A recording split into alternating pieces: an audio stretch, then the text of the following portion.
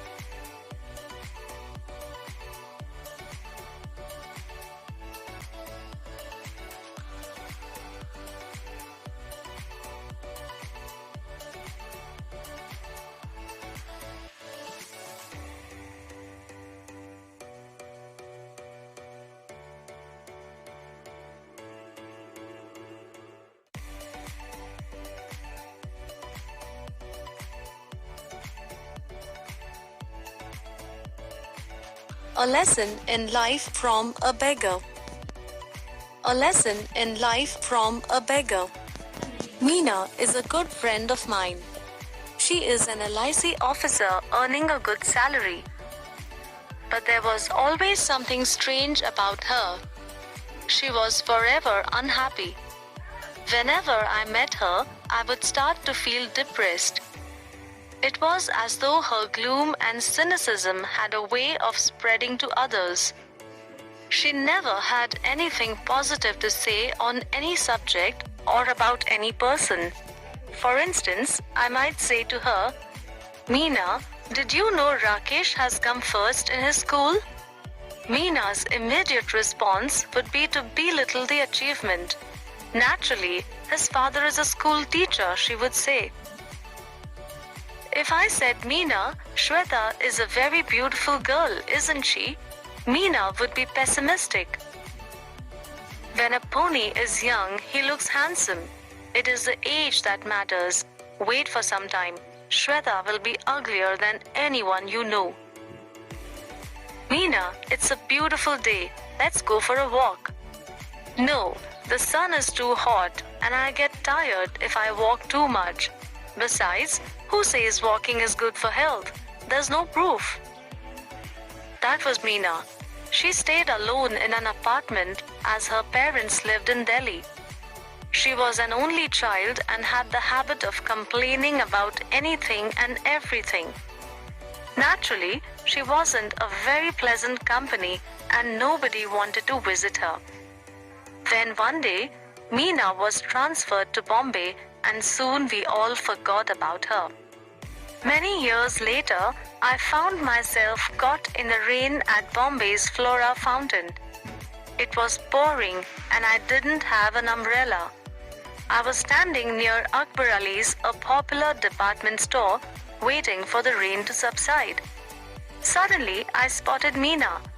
My first reaction was to run, even in that pouring rain. I was anxious to avoid being seen by her, having to listen to her never-ending complaints. However, I couldn't escape. She had already seen me and caught hold of my hand warmly. What's more, she was very cheerful. "Hey, I'm really excited. It's nice to meet old friends. What are you doing here?" I explained that I was in Bombay on an official work. "Then stay with me tonight," she said. "Let's chat. Do you know that old friends and memories are precious and rare?" I couldn't believe it. Was this really Meena? I pinched myself hard to be sure it wasn't a dream. But Meena was really standing there, right in front of me, squeezing my hand, smiling, and yes, she did look happy. In the 3 years she had been in Bangalore, I had never once seen her smiling like that. A few strands of grey in her hair reminded me that years had passed. There were a few wrinkles on her face, but the truth was that she looked more attractive than ever before. Finally, I managed to say, "No, Meena, I can't stay with you tonight. I have to attend a dinner." Give me your card and I'll keep in touch with you, I promise. For a moment, Meena looked disappointed. Let's go and have tea at least, she insisted. But Meena, it's pouring. So what? We'll buy an umbrella and then go to the Grand Hotel, she said. We won't get a taxi in this rain, I grumbled. So what? We'll walk. I was very surprised. This wasn't the same Meena I had known. Today, she seemed ready to make any number of adjustments. We reached the Grand Hotel drenched. By then, the only thought in my mind was to find out who or what had brought about such a change in the pessimistic Meena I had known. I was quite curious. Tell me, Meena, is there a Prince Charming who has managed to change you so? Meena was surprised by my question. No, there isn't anyone like that, she said. Then, what's the secret of your energy?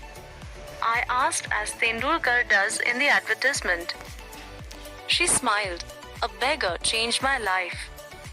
I was obviously dumbfounded and she could see it. Yes, a beggar, she repeated as if to reassure me.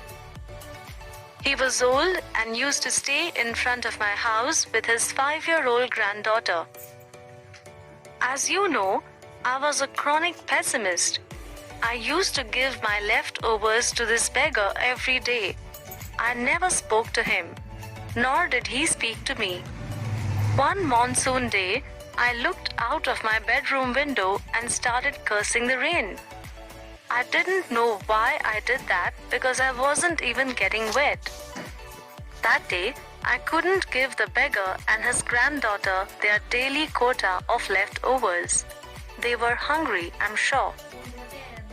However, what I saw from my window surprised me. The beggar and the young girl were playing on the road because there was no traffic. They were laughing, clapping, and screaming joyously as if they were in paradise. Hunger and rain did not matter. They were totally drenched and totally happy. I envied their zest for life. That scene forced me to look at my own life. I realized I had so many comforts, none of which they had. But they had the most important of all assets, one which I lacked. They knew how to be happy with life as it was. I felt ashamed of myself. I even started to make a list of what I had and what I did not have. I found I had more to be grateful for than most people could imagine. That day, I decided to change my attitude towards life, using the beggar as my role model. After a long pause, I asked Meena how long it had taken her to change. Once this realization dawned, she said, it took me almost 2 years to put the change into effect. Now, nothing matters. I'm always happy. I find happiness in every small thing, in every situation, and in every person. Did you give any Guru Dakshina to your Guru? I asked. No. Unfortunately, by the time I understood things, he was dead. But I sponsored his granddaughter to a boarding school as a mark of respect to him. Sudha Murthy.